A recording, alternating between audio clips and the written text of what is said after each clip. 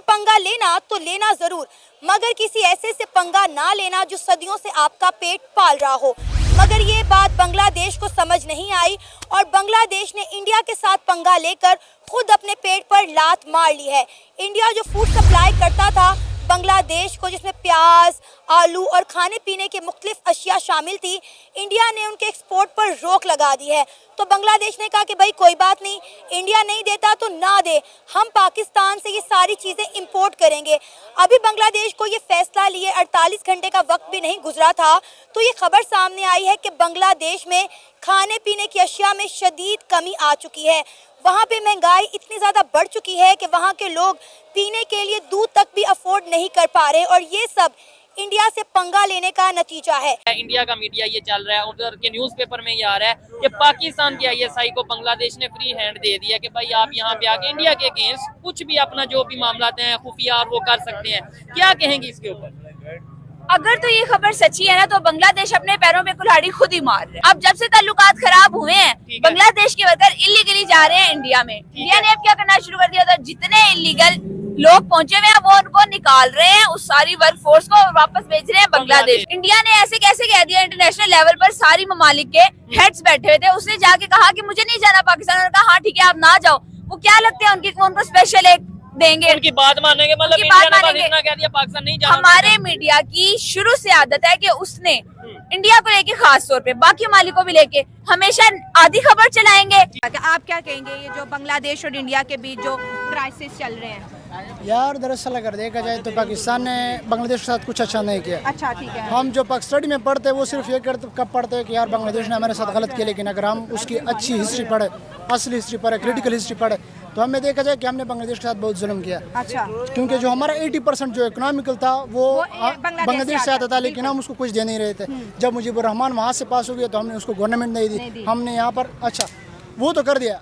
वो जब आज़ाद हो रहे थे तो हमने वहाँ पर इतने वो कर दी, जुल्म कर दी, लोगों को जख्मी कर दिया, लोगों ये औरतों के वो गलत काम उसके साथ कर दिया। 2 लाख वॉर बेबीज पैदा हुए हैं, 2 लाख नाजायज बच्चे। अच्छा वो नहीं दिखाते कि जिन लोगों की पतलूनी उतारी गई थी वहाँ पर, वो क्यों नहीं दिखाते लोग? दोस्तों जैसा कि अपने हाईलाइट में देखा, भारत और बांग्लादेश के बीच संबंध लगातार खराब होते जा रहे हैं। बांग्लादेश ने खुद भारत से दुश्मनी मोल ले शेख हसीना के सत्ता हटने के बाद मोहम्मद यूनुस की अंतरिम सरकार बनी, जो भारत को अपने तेवर दिखा रही।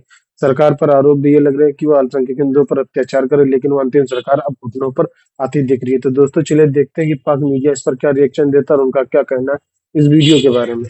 रेवोल्यूशन जो होता है ना, अगर आप हिस्ट्री देखें वो कोई भी सो कॉल नहीं होता, उसके पीछे काफ़ी सारी स्ट्रगल होती है, उसके पीछे एक ना लोगों की मतलब कह लो कि कुर्बानियाँ होती हैं। आपने देखा अगर वहाँ पे ये सारा जो मामला हुआ तो उसके पीछे काफ़ी सारी रीजंस थी, लोगों ने बड़ी कुर्बानियाँ दी थी उसके पीछे। तो मैं तो उसको सो कॉल नहीं कहूँगा। तो बाकी आपने नेक्स्ट क्या बात की? तो सर अभी इंडिया ने उनके फूड सप्लाई जो है वो बंद कर दिया, जिसमें खाने पीने की अशिया शामिल थी। देखिए जी, आपको पता है कि साउथ एशिया में कोई अकेला इंडिया तो नहीं है ना जिसके पास कोई फूड आइटम्स हैं, और भी इतने सारे उनके ऑप्शंस हैं बांग्लादेश के पास।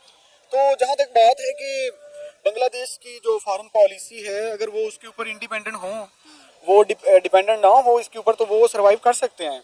बस बात यह है कि उनको इंटरनेशनल नॉर्म्स को देखना चाहिए। इसमें मैं कहूँगा कि जो इंटरनेशनल ऑर्गेनाइजेशंस होती हैं लाइक यूएन और इस तरह की ना, उनको अपना रोल अदा करना चाहिए। सर अभी तो बांग्लादेश ने पाकिस्तान से मदद मांगी, उन्होंने कहा इंडिया हमें खाने पीने की चीजें नहीं देता, ना दे, हम पाकिस्तान से ले लेंगे।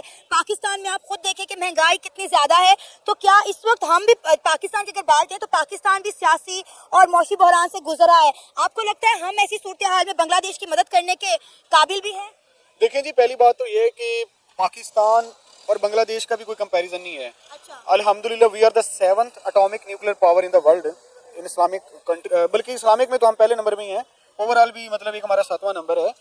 तो देखें वो हमारे भाई हैं, उनकी हेल्प करनी चाहिए। पहले भी उनके साथ 71 में भी उनके साथ ज्यादती हुई थी, अगर आप हिस्ट्री देखें ना तो कोई बात नहीं है। मतलब क्या ज्यादती हुई थी उनके साथ? देखिए ये एक बड़ी लंबी डिबेट है, जाहिर है उनको राइट्स नहीं दिए गए थे, इसी तरह जैसे आजकल हो रहे हैं।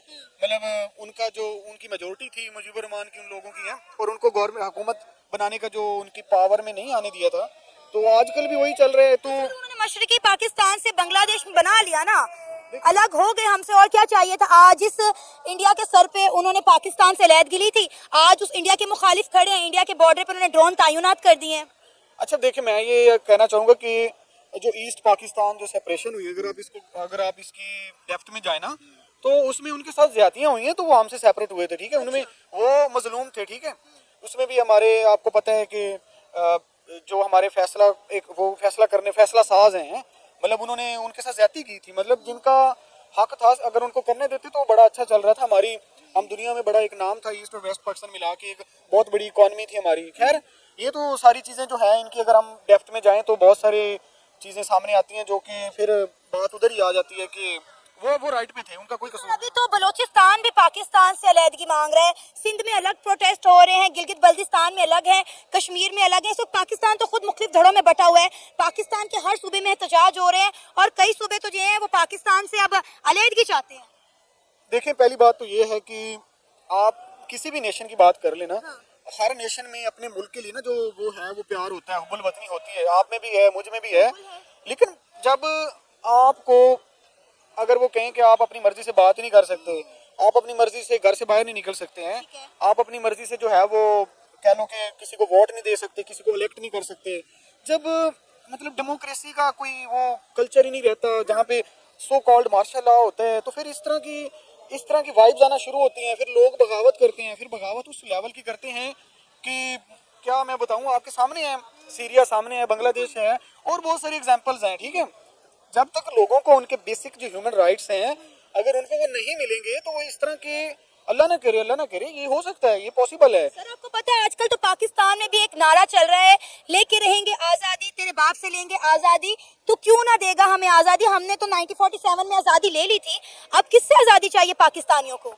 देखें जी, वो नो डाउट कायदे आज़म की स्ट्रगल और सारी वो हिस्ट्री देखें, हम इंडिपेंडेंट हो गए थे, लेकिन उसमें उस दौर को और इस दौर को आप कंपैरिजन करें ना, तो मैं समझता हूँ कि बिफोर जो पार्टीशन का दौर था उसमें भी लोगों के साथ उनके जो बेसिक ह्यूमन राइट्स हैं उस दौर में भी वायलेशन नहीं होती थी जो ब्रिटिश गवर्नमेंट थी।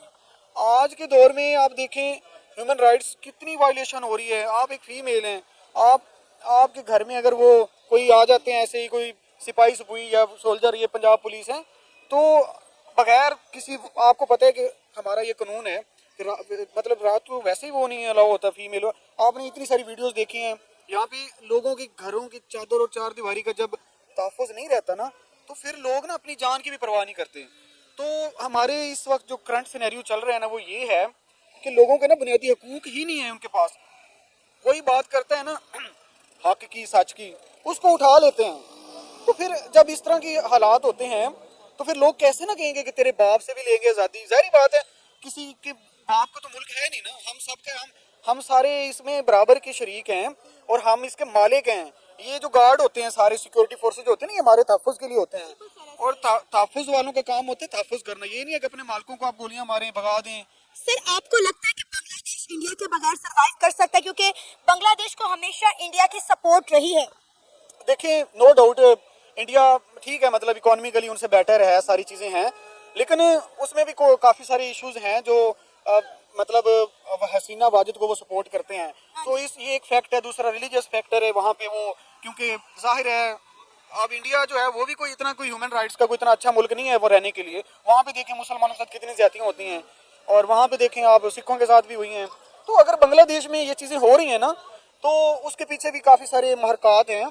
तो बांग्लादेश सर्वाइव कर सकता है, it's not a big task for Bangladesh, लेकिन ये है कि उनको अपनी पॉलिसी। बॉर्डर की बात करें, आपकी बात ठीक है कि बांग्लादेश के साथ सिर्फ और सिर्फ इंडिया का बॉर्डर लगता है। दूसरी जानिब म्यांमार है, म्यांमार की मिसाल ऐसे है जैसे इंडिया और पाकिस्तान के दोनों एक दूसरे को बर्दाश्त नहीं करते। अब जो कंडीशंस हो रही है कि 16 आइटम जो है जिसमें प्याज की हर तरह की कमोडिटी, चावल बहुत इंपॉर्टेंट चीज़ है, ये जो बैन होने जा रहा है। डॉक्टर एच जयशंकर से भी किसी ने पूछा कि भारत जो बांग्लादेश के साथ कर रहा है वो ठीक नहीं। उन्होंने कहा कि हम जो है ना बांग्लादेश को डिप्लोमेटिक वे में जो है डील कर रहे हैं, लेकिन उनके जो खजाने हैं बांग्लादेश के वो बड़ी तेजी से जो है डाउनफॉल का शिकार हो रहे हैं। देखिए, आज से 3 महीने पहले, 4 महीने पीछे चले जाएं तो बांग्लादेश बड़ी तरक्की कर रहा था, ठीक ठाक, पाकिस्तान से आगे था, टेक्सटाइल में आगे था। हमारे आधी टेक्सटाइल के जो कारखाने हैं बांग्लादेश में अभी भी लगे हुए हैं, ठीक है, फैसलाबाद से गए थे, वो बिल्कुल ठीक था। जब अब देखें ना, पाकिस्तान का भी यही मसला है, जरा सी कोई मतलब शरारत होती है, जरा सा कोई आवाम को दुख पहुंचता है तो उसको उल्टा कर देते हैं हुकूमत को। अगर उसको ना हसीना वाजिद के एहसान भी तो बहुत है ना, कहाँ पे उसने पहुंचाया अकेली लड़की ने, बेचारी ने। हसीना वाजिद को कहते थे ये तो मोदी की पपेट है इसलिए इसको हटाया। नहीं, पपेट नहीं है। देखें, एक कोई कानून है, उनका कोई तरीक़ेकार था, ये हम जो है ना रोना याद रखते हैं, हंसना याद नहीं रखते हम लोग। इतने सालों में देखे पाकिस्तान से अलग हो के उन्होंने 60 साल उनके मुल्क में सैलाब आते थे, फिर भी इंडिया ने उसको हाथ रखा और वो कहां से कहां पहुंच गया। अब ठीक है, और उसकी वज़ीर आज़म ने उसको अपने मुल्क को कहां से कहां पहुंचा दिया। तो अगर उससे कोई गलती हो भी कि जिस तरह हमारे अयूब खान थे, अयूब खान के दौर में जितना पाकिस्तान ने तरक्की की, हम पाकिस्तानी लोगों को कर्जे देते थे, मलेशिया को, चाइना को, सबको कर्जे देते थे उस टाइम। तो उसको सिर्फ 4 आने चीनी महंगा करने पे हमने कुत्ता कह दिया था और उसने कहा अच्छा बच्चों फिर अब कुत्तों के हवाले करके जाऊंगा। उसने उसी दिन इस्तीफा दिया है। यकीन करें आज ये सारी कौम जो हम सजा काट रहे हैं ना, उसके बाद कोई तरक्की नहीं हुई, ये इसी की चीज की काट रहे हैं कि सिर्फ 4 आने चीनी महंगी पे हमने उसको कुत्ता खाया। वो गैरतमंद था, उसने शाम को कप तोड़ा अपना, उसने कहा ये कुत्ते ने पी है, अब इसमें कोई चाय नहीं पिएगा। उसने इस्तीफा दे दिया। फिर उसने कहा अच्छा बच्चों अब तुम्हें मतलब यहिया खान के हवाले करके गया, जुल्फकार अली भुट्टो के जो जानी शराबी थे दोनों, उनके हवाले हम करके गए। जब आवाम ही ऐसा करेगी तो फिर ऐसे ही हुक्मरान आएंगे। तो फिर आपके पास से ये क्रक्स निकलता है कि बांग्लादेश के वो कंगले वाले दिन शुरू हो गए हैं, मतलब भारत उसको माफ नहीं करेगा, और क्योंकि वही तो सपोर्ट कर रहा था, बांग्लादेश को बनाने वाला भी इंडिया था, बांग्लादेश को चलाने वाला भी इंडिया है। ये 1000 साल से तकरीबन इस खित्ते में यही कुछ चल रहा है। जब जरा से सेट होते हैं इनको उंगली होती है खुद ही, हमारी कौम को भी होती है, हम भी 2 साल बाद हुकूमतें चेंज करते हैं, बंगालियों को भी उंगली होती है। ठीक है, ये स्टेबल रह ही नहीं सकते। अगर ये स्टेबल रहे, देखिए किसी की इज्जत करें, हमेशा आप किसी को इज्जत दोगे तो आपको इज्जत मिलेगी ना।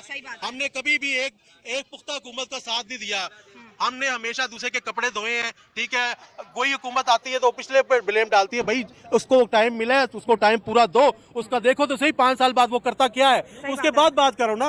अभी एक बंदे ने, अभी आप इंटरव्यू कर रही हो, मेरा आज छोड़ के रास्ते में चली जाती है तो उसको बात तो शायद मैंने एंड में अच्छी करनी हो, सुनना पड़ेगा। हाँ। सुनना पड़ेगा, पूरा सुनोगे फिर आपको समझ आएगी। कोई भी सिलेबस है, कोई भी बुक है, जब तक उसको आखिर तक नहीं पढ़ेंगे, कोई फिल्म पूरी नहीं देखेंगे, उसका एंड नहीं देखेंगे, कैसे पता चलेगा। क्या नजर आ रहा है? अब बांग्लादेश का कोई भी एंड नहीं है। बांग्लादेश इस तरह ही फाके करेगा, जो तरक्की की थी वो फिर नीचे आएगा और पाकिस्तानी हंसेंगे। हाँ, नहीं, बांग्लादेश कह रहा है पाकिस्तान से दोस्ती करनी है। अब नहीं दोस्ती, पाकिस्तान क्या दोस्ती करेगा, पाकिस्तान के पास क्या है। हम क्या दोस्ती करेंगे, और भी उनको भी भूखा मारेंगे, उनसे भी ले लेंगे सारा कुछ जो उनके पास बेचारों को बचा है। हमारे पास क्या है, हमारा तो हर पाकिस्तानी खुद भाग रहा है इधर से। बांग्लादेश तो कह रहा है पाकिस्तान से हथियार खरीदूंगा जंगी। किसके लिए खरीदेगा, हमारा असला ना लेना खुदा के वास्ते, ये हमारे पास नहीं चलता। और तुम कहाँ पे चलाओगे, छोड़ो हमारे के ना हथियार खरीदो, हम हथियार बेच के करेंगे क्या। अगर हथियार हमसे खरीद भी लेगा हमें क्या मिलेगा। पैसे नहीं, हमें तो नहीं मिलेंगे ना, जिन्होंने बनाए हैं, जिन्होंने बेचने हैं उनको मिलेंगे। पाकिस्तान इस टाइम बहुत इंडस्ट्री बना भी रहा है, बहुत सी चीजों में अप है, मगर क्या हमें वो चीजें मिलती हैं। हाँ, पैसा आवाम की तरफ नहीं आ रहा, ये बात ठीक है। मकसद है कि जब हमारी तरफ आएगा ही नहीं पैसा तो हमें उन चीजों से क्या फायदा, क्या लेना क्या देना। अब बांग्लादेश की आवाम को उसके हाल पे छोड़ देना चाहिए, पाकिस्तान को उंगली नहीं करनी चाहिए। आप देखें ना, बड़ा जब बाप से बेटा रूठ जाए ना तो दूसरे को नहीं जाब की शहादत करना, और मैं तेरा चाचा हुआ और मैं तेरी मदद करांगा, घबराई नहीं। जब आपने 50 साल मदद नहीं की उसकी तो अब क्या मदद करोगे। अब देखो कब बाप उससे राजी होगा, इंडिया कब अपने बच्चों से वो सीधा हो जाएगा। अब उस पे के लिए दुआ करें, यकीन करें जो हालात जा रहे हैं, हम सारे लोग भी इंडिया की तरफ कल देखने वाले हैं। अभी हमें समझ नहीं आ रही है, अभी हम बुलवतनी में हैं। जिस दिन ये भूखे मरने शुरू होंगे ना तो यकीन करो ये बॉर्डर पे पहुंचेंगे। सबसे पहले हम मदद कहाँ से लेंगे, अपने हमसाये से लेंगे ना, चीन से लेंगे, अफगानिस्तान से लेंगे, भारत से लेंगे। चीन तो सबसे बड़ा हमारा दुश्मन है। चीन देखे जो कह रहे हैं दोस्त है, जो चीज पाकिस्तान में 100 रुपए में तैयार होती है, चाइना वो 50 रुपए की इधर भेज देता है। हाँ, ठीक है। वो पाकिस्तानी इंडस्ट्री को ऊपर जाने नहीं देता। अगर पाकिस्तान आगे मसनियात चलती रही, हमारी जो अच्छी मसनियात है वो सारी बाहर चली जाती हैं, यहाँ तो हमें मिलती भी नहीं है। हमारा पाकिस्तानी ब्रांड हमें बाहर से जाके खरीदना पड़ता है, पाकिस्तान में से हमें नहीं मिलता। तो अब बांग्लादेश वालों को अभी भी होश के नागल लेने चाहिए कि अपने अब्बू जी से राजी हो जाओ, और आपका बाप नजदीक कोई भी नहीं है, और चाचों मामों पे। दोस्तों, जैसा कि आपने वीडियो में देखा, भारत से आए थे कुल 468 टन आलू गुरुवार को शाम के जुसर के बनफल लैंड पोर्ट रेलवे स्टेशन पर पहुंचे। मालगाड़ी से लाए गए इस माल के खेप की शनिवार को उतारा जाएगा। लैंड पोर्ट के सीडीए के agent Alam and sons Najmul Arfin Jani ने कहा कि सीमा शुल्क निकासी के लिए जरूरी डॉक्यूमेंट शनिवार को बनफल के कस्टम हाउस में जमा कराया जाएगा। नजमुल अरफिन जानी ने कहा कि सीमा शुल्क रेलवे प्रक्रिया के पूरी होने के बाद माल खेप को बनबंद बंदरगाह के नौनपरा उतारा जाएगा। इस आलू को ढाका और चरगांव सहित विभिन्न क्षेत्रों में वितरित किया जाएगा। वहीं स्टेशन मास्टर सजीमुद्दीन ने कहा कि आयातक चैंपलगांव वन राजशाही से टाटा ट्रेडर्स के माल भारत के आंतरिक एक्सपोर्ट और निर्यात के लिए माल की आयात किए गए। उन्होंने बताया कि मालगाड़ी आलू सहित 9,460 बोरियों की है। इस खेप के आयात मूल्य 6,468 डॉलर है। आलू की आयात की लेकर बांग्लादेश से ये खबर सामने आ रही है कि ढाका का भारतीय आलू की जगह जर्मनी, मिस्र, चीन और स्पेन के आयात आलू मंगवाए जाने की योजना बना रही है। वहीं प्याज की चीन, पाकिस्तान और तुर्की से खरीदा जा सकता है। वाणिज्य मंत्री के सचिव सलीमुद्दीन प्रथम एलो पर कहा कि ब्रिटिश के आलू की प्याज की कीमत आपूर्ति को बनाए रखने के लिए कोई विकल्प सोच रहे हैं। तो दोस्तों वीडियो कैसा लगा अपनी राय कमेंट बॉक्स में जरूर दें। वीडियो पसंद आए तो लाइक और सब्सक्राइब करना ना भूलें।